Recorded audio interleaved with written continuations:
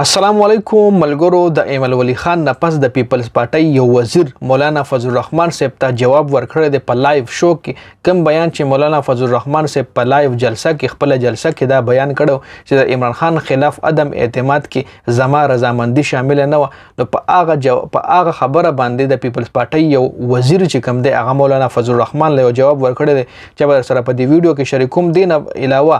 سنم جاوید اور طیب راجا د پی ټی آی رهنما ته په جیل کې یو ډېر غټ افر شوی دی چې هغه څه افر دی دواړو له شوی په هغې باندې هم ډیټیل سره خبره کوو. افر چې اورئ تاسو حیران به شئ دی چې ولې کوم جواب ورکړی دی چې تاسو اورئ نو یقینا تاسو له پته ولګي چې د عمران خان مطلب څه سړي به ولزو یم چې هغه د عمران خان نه وتښتېده په نیمه لاره کې، خو ښځې چې کومې دي هغه عمران خان سره لا تر اوسه ولاړې دي. بل سلیم صافي نه یو صحافي تپوس کړی دی چې تا ویلي که چېرې دا سایفر دروغ وي نو زه به صحافت پرېږدم او د صحافت نه به زه ریټایرمنټ اخلم. نو اوس وایه څنګه چل به کې صحافت په پرېږدې که نه څه به کې. نو دې حوالې سره چې سلیم صافي کوم جواب ورکړی د سایفر حوالې سره چې وروره یو هم تاسو حیران شئ چې ګوره دې خلکو له ډېر ښکلی علاج ورزي دی ولا بیا پرتوک جوړولی شي، دی سره بیا هر څه موجود دي، مطلب دی دونه خياران دي چې کوم جواب ورکړم د سره شریکوم. خو ټونه پیل راځو جی چې د ایمل ولی خان نه پس د پیپلز پارټي کم وزیر جواب ورکړی دی مولانا فضل الرحمن ته. نو سید نیر حسین بخاری د ماریا میمن پروګرام کې د ماریا میمن لایو شو کې ویلي دي چې عدم اعتماد مونږ نه بلکې مولانا جمع کړی او مولانا سره 4 وزارتونه او 15 MNA په دغه پی ډی ایم حکومت کې مولانا سره 4 وزارتونه او 15 MNA او کچره مولانا سے بغستل نو د عدم اعتماد واپس کېده هم شو، د پی ډی ایم حکومت هم ختمول شو. خو کچره مولانا سے بغستل که مولانا ته د خپل 4 وزارتونو نه استعفا ایستلی او د خپل 15 MNA ته چت کړو نو بیا پی ډی ایم حکومت نه کامیابېدو. پی ډی ایم حکومت په تربیت ترتلې وي. خو دا دغه ویلي دی جی دا زه رضانه نه یم نو بیا چې کوم د مولانا سے پارټي ولدي ما پس را پاسې دا سید نیر حسین بخاری ویلی دی د ماریا میمن په پروګرام کې جی. بل سنم جاوید او طیب راجا ته چې کوم د پنجاب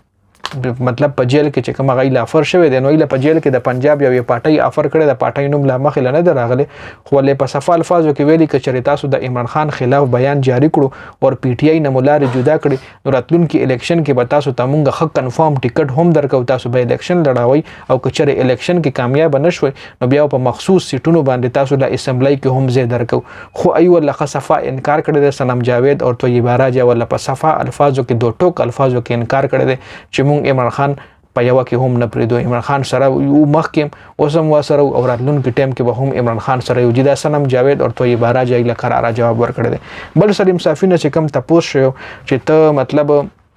دا سایفر سلیم صافي ویلو که چېرې دا سایفر ریشاوي زه به د خپل صحافت پرېږدم، سیاست نه زه به خپل صحافت پرېږدم. دا چونکې یو صحافي دی او انفارچونیټلی لفافه صحافي دی جی. د ویلو که چېرې دا ریشاوي نو زه به نو یو صحافي دی تپوس کړی دی چې دا خو ریشا وختو نو اوس په څنګه چل کې نو هغه ولا د ګوره داسې پرتوک جوړ کړی دی. وایي عمران خان چې جلسه کې کم کاغذ لهراو کړو چې دا سایفر دی که نه نو هغه وایي د کاغذ چې کوم و د هغې رنګ سپینو او وایي سایفر چې راځي نو هغه وایي په زیړ کاغذ کې په یلو کلر کاغذ باندې راځي نو هغه سایفر نو